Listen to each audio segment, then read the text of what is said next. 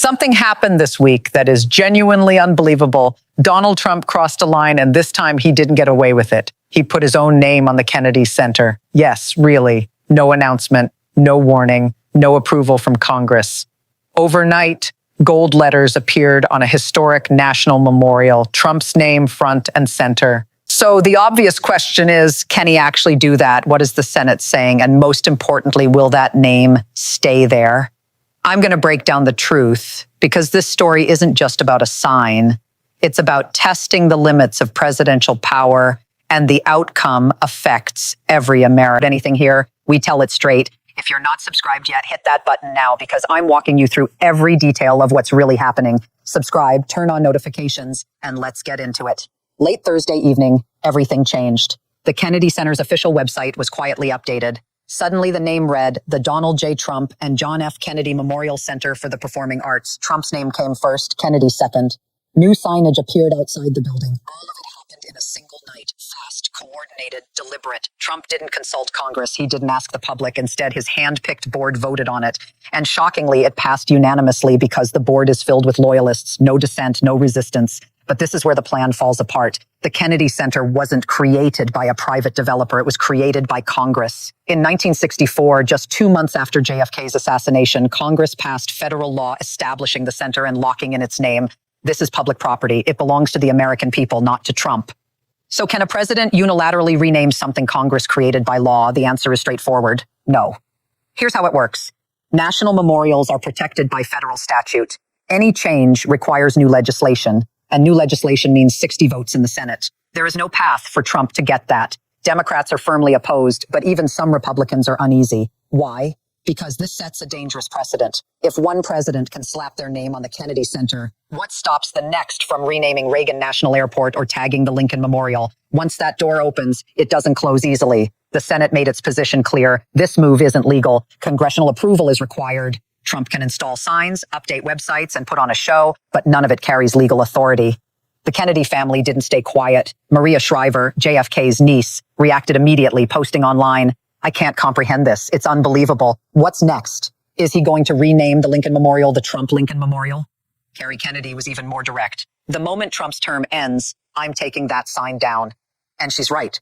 Because legally speaking, that sign has no standing. It isn't permanent. It isn't valid. It's nothing more than a temporary display for Trump's ego, and it won't last. So why did Trump do this? The answer is simple. Legacy. He wants to be remembered. He wants his name stamped everywhere. But here's the issue. Presidents are typically honored after they leave office, after history has had time to judge their actions. Trump doesn't want to wait. He wants the recognition now while he's still in power. That's not normal. It's not healthy. And above all, it isn't legal.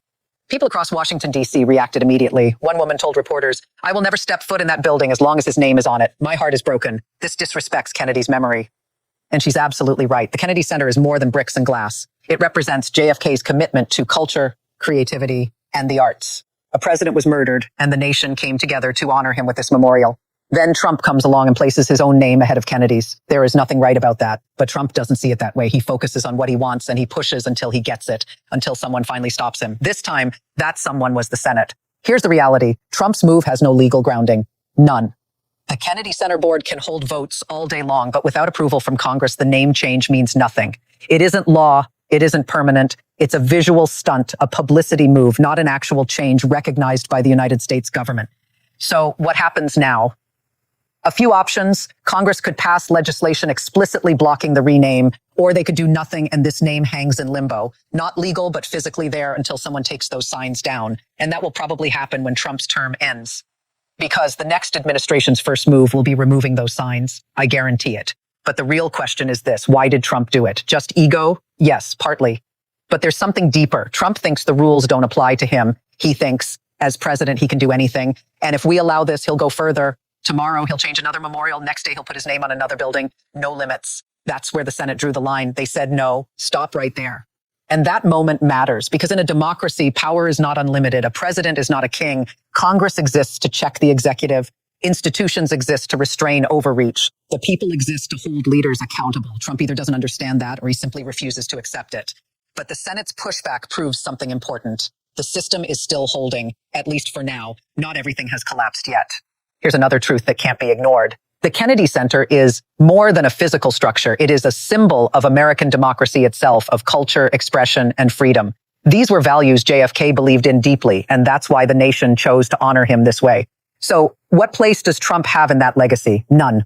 He has no respect for art, no appreciation for culture. His only concern is seeing his own name in oversized letters. That's why this battle matters. This was never just about signage. It's about values. Trump is trying to mold the country around his own image, and that is something we cannot accept. So what can be done? First, pay attention, stay informed, and follow these stories closely. Second, respond, contact your representatives, make your voice heard, and above all, vote. The 2026 midterms are approaching. Control of Congress can shift. Control of the Senate can change. If Democrats gain ground, there are real consequences Trump can face for actions like this. If they don't, he will feel even more emboldened. That's why elections matter. Every single vote counts. And the only real way to win this fight is at the ballot box. There's something else worth considering here. Could there be another motive behind Trump's move? Possibly. Right now, Trump is under pressure. The economy is struggling. Inflation is hurting families. Foreign policy tensions are rising. There are even threats of conflict with Venezuela. And in the middle of all that, what does Trump do? He puts his name on the Kennedy Center. Why? Because it creates noise.